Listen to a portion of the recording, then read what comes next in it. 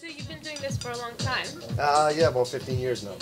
So how did you get into it? Where did you grow up? How did you get started? Well, I've always it's always been there. Like growing up, I grew up in the west end of Toronto, like in the Finch area, and like the neighborhood I grew up in was like full of music, and like music from all over the world. So I was exposed to like funk and reggae, dub, hip hop, jazz, soul at a very, very early age.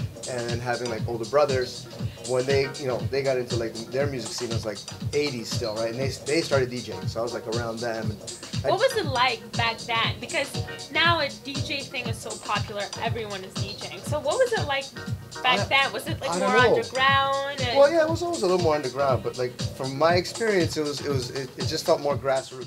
Let's go back to how you grew up and what kind of influenced your style, because a lot of times you don't plan your sets ahead of time.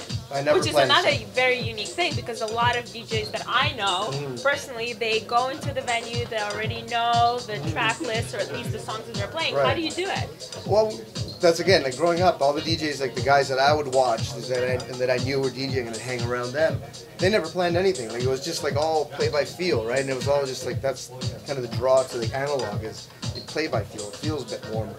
And just seeing those guys do it that way, and then I started to do it, and then I would just play and just kind of like freestyle and see where the music takes you. Sometimes like you're playing a song and there's something in that song that really kind of tells you or pulls you into a direction of what the next thing should be.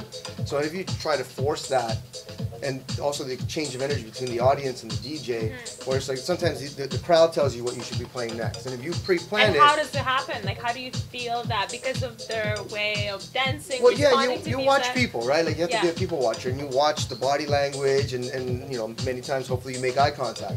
People look at you and they kind of, you pick something up from their vibe, and you want to play something for that person in the crowd.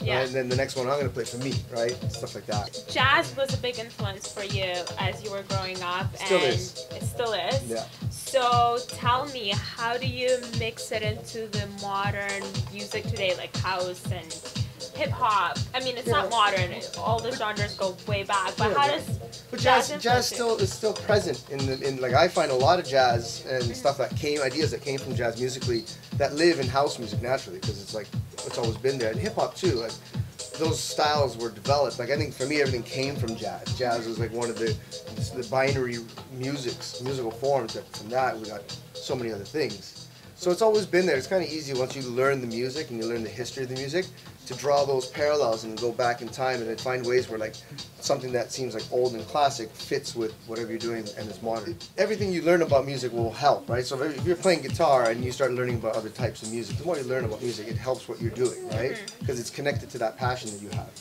And do you play any instruments? I play a little bit of guitar, a little bit of African djembe. That's about it. Do you actually make music as well?